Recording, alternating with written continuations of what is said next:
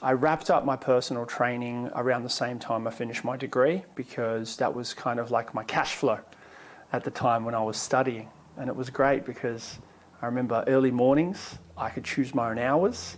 I would go to university and wouldn't have to do anything on the weekends if I didn't want to. Whilst all my university friends, they had to do like night shifts and bartending and things like that. Story for another time. Then at the turn of the decade, the kids in my class, they were interested in social media, video games, all the things. And I was always interested in what they were doing, because that's how I built the rapport with the kids. Build the rapport, build the trust, and they'll be bought into whatever I have to show them or teach them. And that's when I discovered TikTok. Made a few videos, didn't think much of it. All this whilst I picked up my camera. And my camera, I picked that up at about 2015 when I had one of my first injuries that ended my year career in footy. I had 12 months off. That's when I picked up the DSLR. And in 2019, I remember I fell in love with portraits, got into wedding photography, and I started doing that on weekends instead, because what else was I going to do on the weekends since I wasn't playing sport or training anyone? And then my TikTok started to get more views. And I thought, okay, cool. Let's see if I can go into 2020 and just have a sabbatical, 1 year off without pay, because I had my permanency by then, which was great. A government job that I can come back to and fall back into. So I had all the risk I could take with a contingency plan. And obviously 2020, everybody had the flu, and I couldn't take photos because there was no people to take photos of. And in that time, I also learnt more about the business side of things. TikTok had then asked me, someone on there saying, what do you do on weekends, Sev? And I said, I do wedding photography. And I got 2 bookings from that video of me answering that question for someone on my channel. I doubled down on that, and within 6 months, I was booked out for 2 years as a wedding photographer.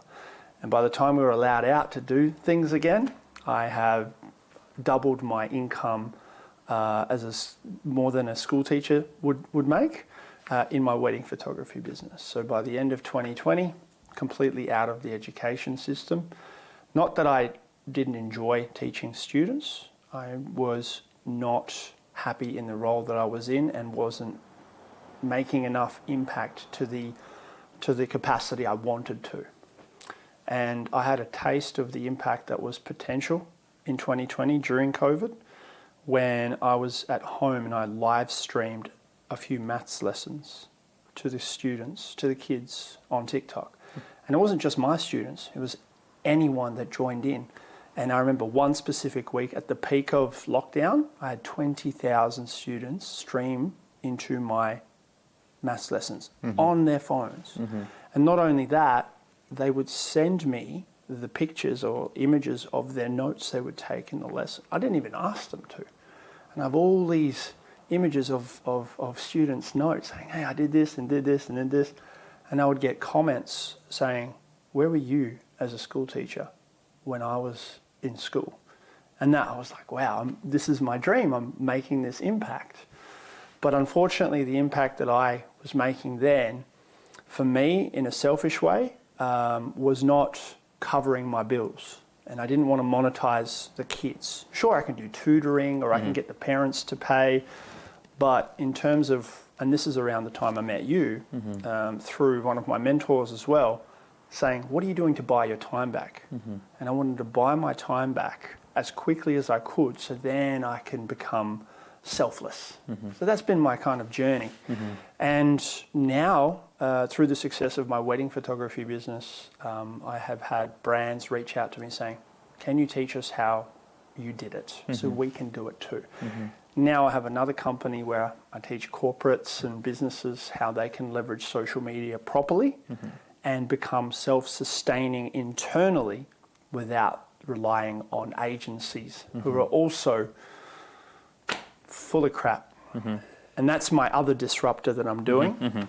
But that's a means to an end, because realistically, Dev, I want to go back to helping the kids. That's all I want to do. But just like the education system now, it's not equipped to help teachers really do their best. Mm-hmm. Thanks for sharing your brief journey across multiple careers. Thank you for calling it brief. And being a young boy and then footy player, and then being the fitness teacher you were, and then from there pivoting to multiple other roles of your life.